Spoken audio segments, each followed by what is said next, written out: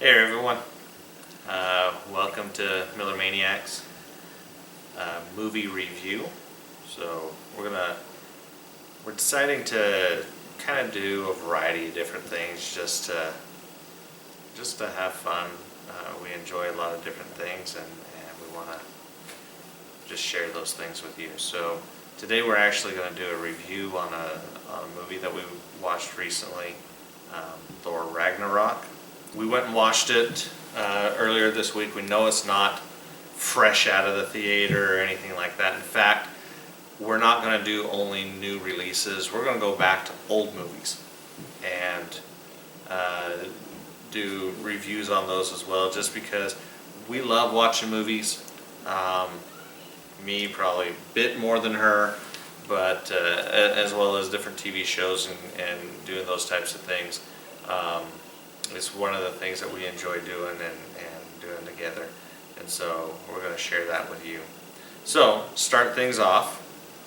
Honey, what did you think about Thor Ragnarok? Chris Hemsworth is hot.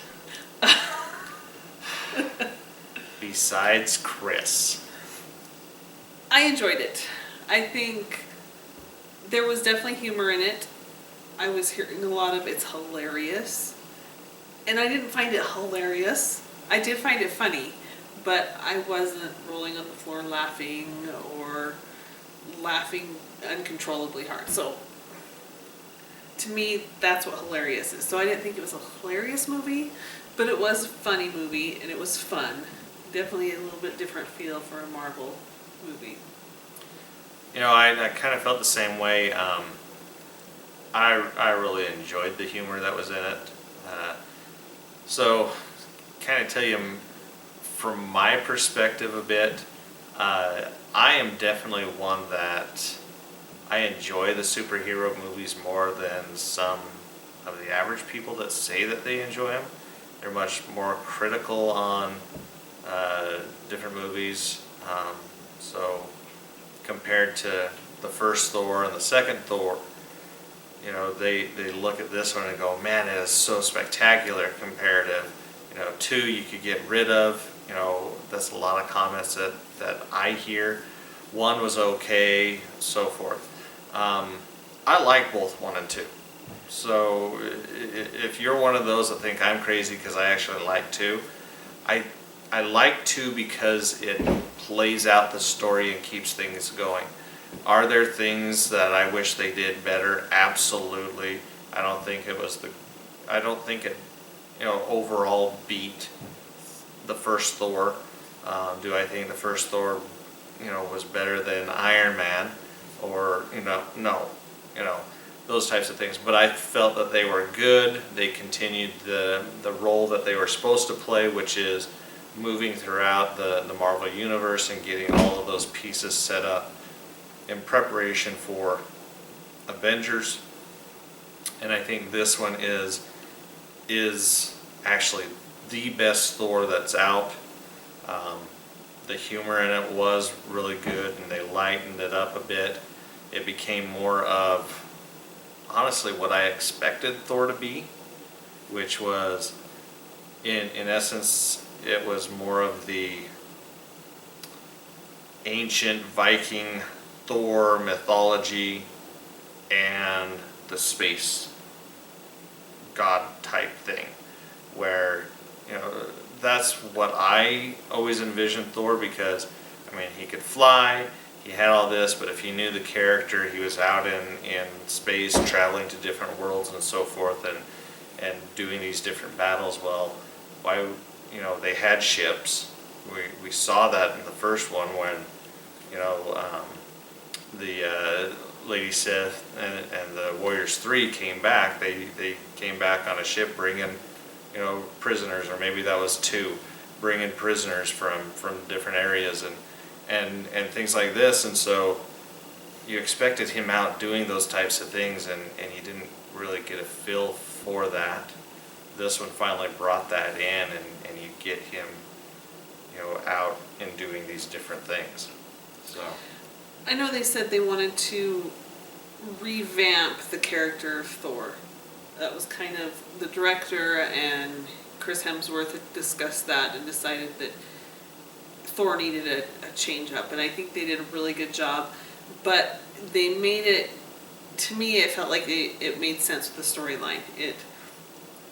I don't want to do too many spoilers, but the first part of the movie, there are some things happen that kind of forced Thor to have to change and become more of a leader and more of who he should be and take charge of things.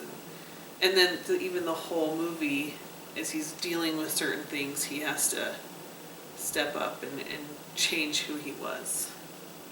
Yeah, and you see kind of that progression throughout the movie. You get a feel for that, his struggle. He you know, in the first Thor, he wanted to be the leader, he wanted to be the king. By the end, obviously, spoiler alert, if you haven't watched it, I'm sorry, by now. You know, he realizes really what it takes and to be a king, and realizes that that's not for him. He wants to be more of a servant. And then in 2, he continues that, but, you know, trying to do different things, but realizing that even as a servant, you can be the leader.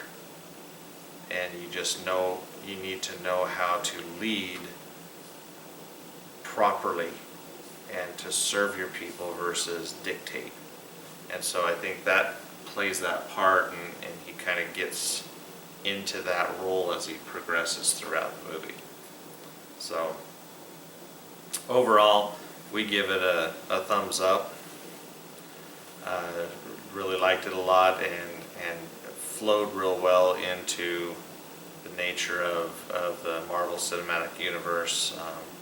Obviously looking forward to the next movie in the series coming out in February, Black Panther. So looking forward to that. Seen some of the trailers already. It's I haven't read a lot on the comic books, anything like this, so some of what I'm seeing in those trailers are very fantastic, and so it'll be interesting to see how they build that up and play it out. So There are 2 end scenes after the credits start, so don't leave after the first one. If you're in the movie theater, we saw that happen. We know Marvel likes to put something in the credits, and so people stayed and watched and waited, and then they saw one of the end scenes, and then they got up and left. We stayed until the credits were completely done, and there was a second end credit. And it's funny, it's worth watching. It doesn't play into much, at least at this point, that we would know about. So, but it was funny. It's worth staying for, and it's just a few seconds long. So, but enjoy.